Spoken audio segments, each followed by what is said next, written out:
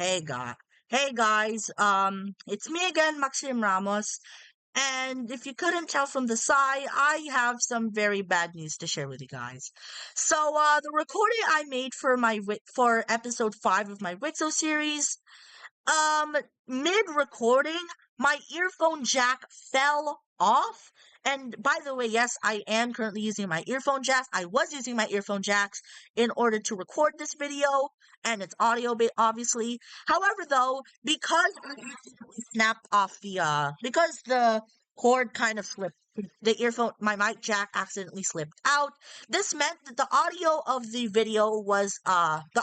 the recording was corrupted, and the video itself was corrupted. Like, I could not get the recording to play. So, with all that once again, I am very, very sorry if this video or episode 5 is a filler video. Like, I am so sorry. A lot of things happened in this video that, I was very excited to share with you guys. However, though, on the bright side, as you can see, what is this? We now have a new Indian team that seemingly broke away from the Persian country. And as you can see, the triangle that the Persian country once had is gone. This means that they're no longer a part of the Right Triangle Alliance. And as you can see, Egypt is now reduced to the Sahara, and Libya and Italy expanded. So what the hell happened? Well, let me give you guys this story. So we started off in episode 5, we started off in Persia, and basically, by this point in time, the Persian government decided to stop expanding in India and basically started to expand northwards to expand northwards. However, though, they did not conquer the Turkmenistani areas, the Turkmenistani and Eastern Iranian areas of the Mesopotamian country during this time.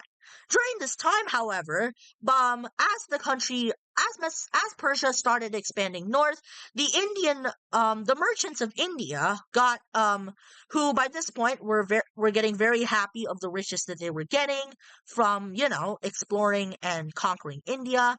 They slowly began to get resentful of the Persian government as the Persians basically forced them to stop expanding into India and started to expand more into the northern lands of Persia. However, though, the northern lands of Persia were considered much more invaluable than the lands in India. So, against the orders of the Persian government, the Indian merchants who decided that they wanted the best for their people, or rather they wanted the best for the people, started to expand on their own, eventually managing to expand around this area, basically managing to expand around to pretty much there. However, though, when the Persian government found out about the Indian merchants' move, they officially ordered the Indian merchants to stop their expansion or else. The Indians, however, continued to defy orders, eventually causing the Persians to start sending troops down into India. This terrified the Indian merchants, who believed that they were only doing good for their country. Eventually, the merchants of India raised their own defensive mercenary army, or rather, it's not really a mercenary army, but they just basically raised a defensive army, basically a national guard of their own. And from there, the Persian and Indian troops basically started to argue against each other until eventually someone shot a cannon into the crowd, officially starting the Indian War of Independence. At first, it was only, the Indian Revolt was only a collection of small, pockets of, rebellion across the Indian territories of Persia. However, though, as Persia started to kill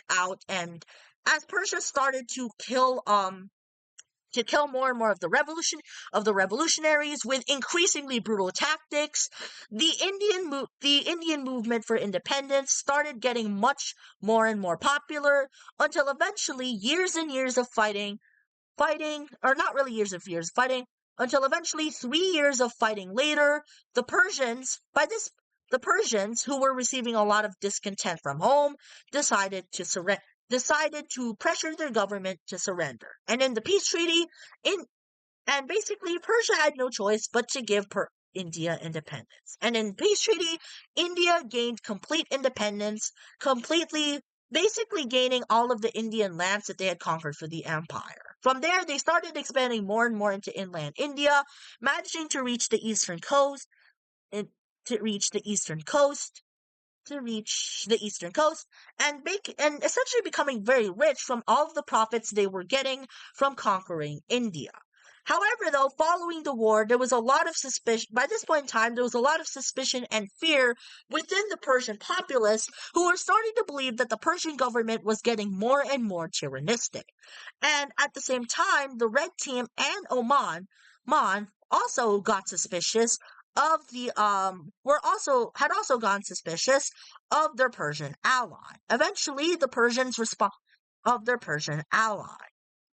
Eventually, the Red Team and the Oman basically called out Persia for its hypocrisy of being democratic whilst fighting against its own merchants who were simply trying to make their empire richer. Persia, however, argued that it was their domestic business and that it was none of their allies' business in meddling in their own foreign affairs. Eventually, a lot more bickering and argument came and went, until eventually Persia completely decided to secede from the Right Triangle Alliance entirely, officially creating the first alliance breakup in WICSO history, in which a country broke away from its alliance. Eventually, eventually, Eventually, within Persia, a background check was done on the Persian country's leader, and yes, that was the same leader that led Persia during the Indian Revolution, where they eventually found out that this guy was actually a mad military dictator who was very nationalistic for his country.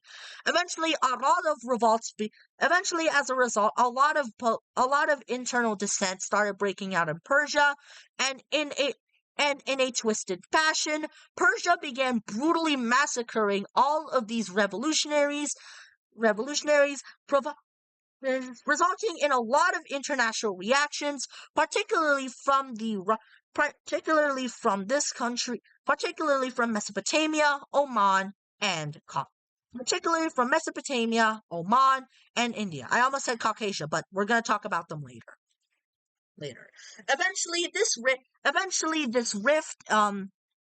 the dividing rift between Persia and Mesopotamia was too much, and Mesopotamia, in an active defense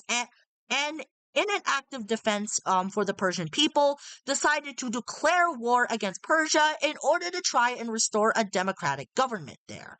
However, though, the Persian army, which by this point was beginning to use mass conscription, basically forcing people to fight in the front lines or else get executed on the spot in front of their own families and children, by the way, eventually started amassing tons of troops around the Persian area. Back then, the border of the two countries looked something like this.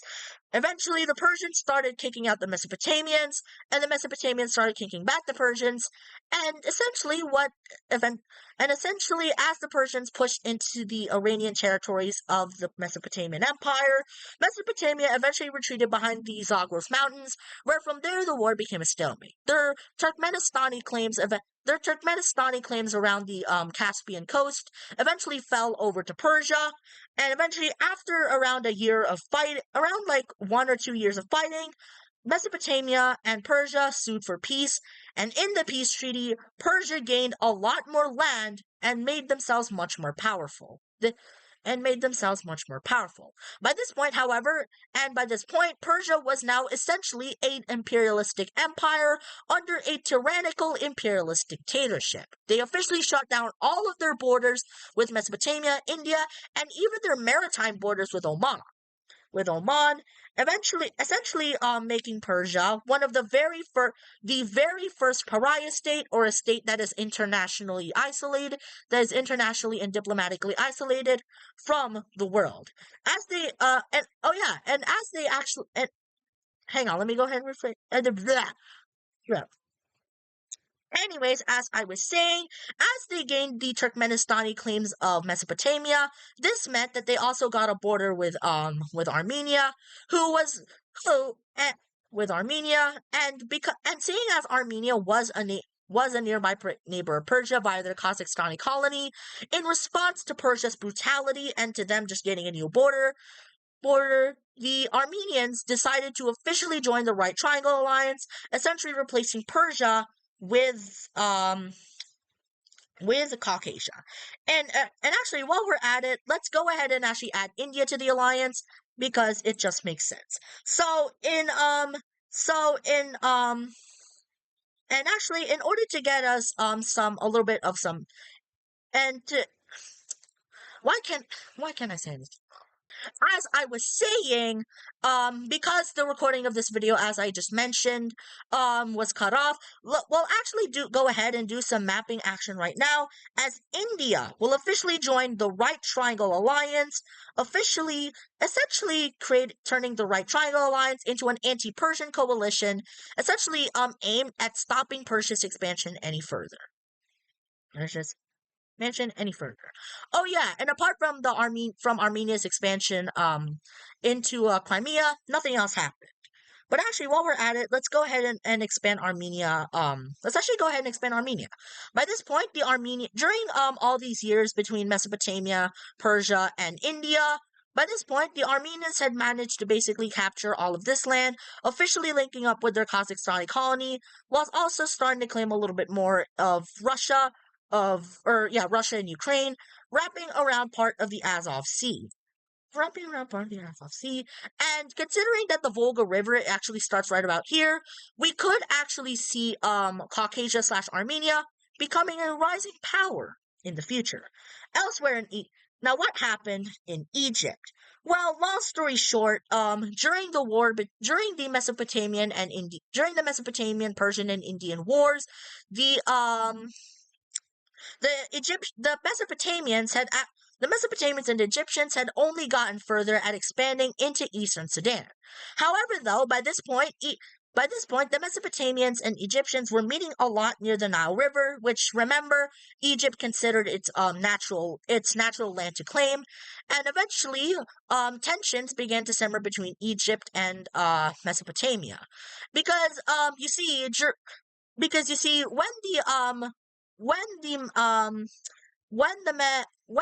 Omanis and the Mesopotamians managed to link up their East African holdings, by this point Egypt had gone full on paranoid, and seeing Mesopotamia's increasing and having seen Mesopotamia's wars against Caspia, Egypt felt that they could actually push Mesopotamia to stop their expansion into Sudan. Eventually, a lot of bickering began happening between the two, and Egypt basically sent its troops near the border of Mesopotamia. In response, Mesopotamia sent its own troops near the border with Egypt. Eventually, the same thing that happened in India happened in Egypt, and one way led to another, and a sword battle / duel began between the two border armies, officially kickstarting the Mesopotamian-Egyptian War. Long story short, the Egyptians did a bit of success, managing to expand around near the northern coast of the Gulf of Aqaba, until they were eventually pushed back. And in the peace treaty, Mesopotamia decided that Egypt had to be punished. You see, the Egyptians during the war did a lot more brutal tactics than Persia, having used their own child civilians in the war, and this was simply something that Mesopotamia could not accept. So, in order to teach the Egyptians a lesson, they basically conquered all of Egypt's core land, or rather, they basically just conquered the entire half of Egypt, including their capital around the Nile Basin. Eventually, Egypt was forced to move its capital here, and as of now, they are probably the weakest country in the world. Or no, that title will have to go to Libya, but they're the second weakest country. Elsewhere in Europe, by this point, the Italians managed to expand a little bit more into the Italian peninsula, eventually managing to conquer Sorbia, eventually managing to conquer Corsica and the eastern half of Sardinia. They also managed to conquer northern Sicily. However, though, the Byzantines / the Purple Team managed to reach the southern half of Sicily. Sicily. And if you recall from last episode, when the pink team landed troops within nomadic Italy, the Italians gave them a brutal beating, and basically, yeah.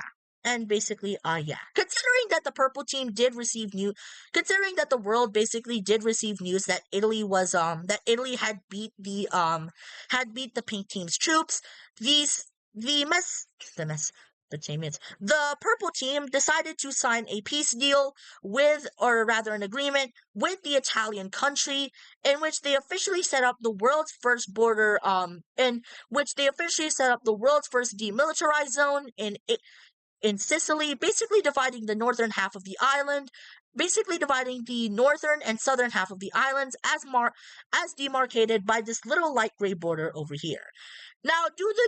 Do the two countries officially border each other? Yes. However, though, the gray line over here is basically just is to basically just mark the demilitarization zone, the demilitarized zone, and basically no one is allowed to cross this area. So yes,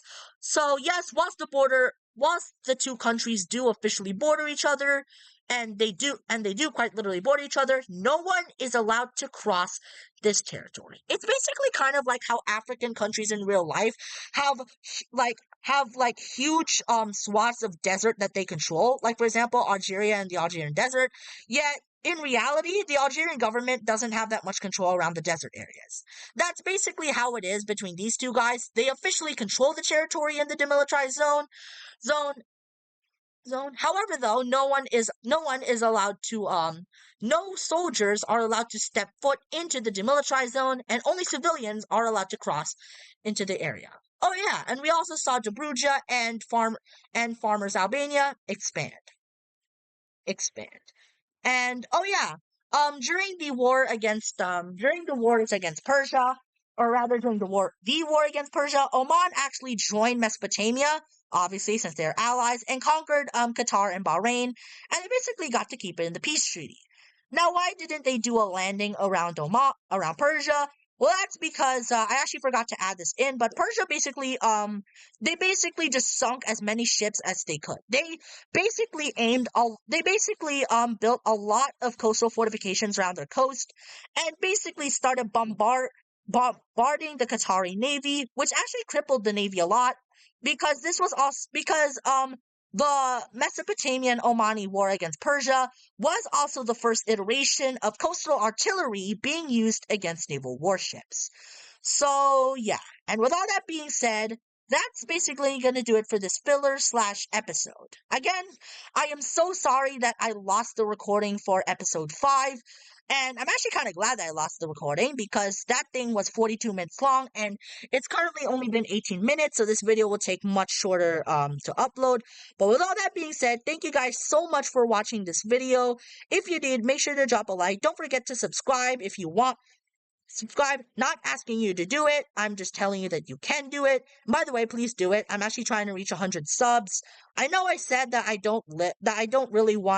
still don't know if I really want to live for the fame in YouTube. But now that I think about it, I think I may start accepting YouTube as a hobby.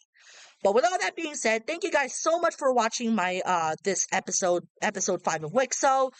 And with all that being said, I'll see you guys in in my WICSO series. This episode 6, or no, let me go ahead and rephrase that. But anyway, thank you guys so much for watching my filler episode for episode 5. And with all that being said, I'll see you guys on episode 6. So goodbye, good night, have a good day, and I'll see you guys next time. God, that was cringe. But anyway, see you guys.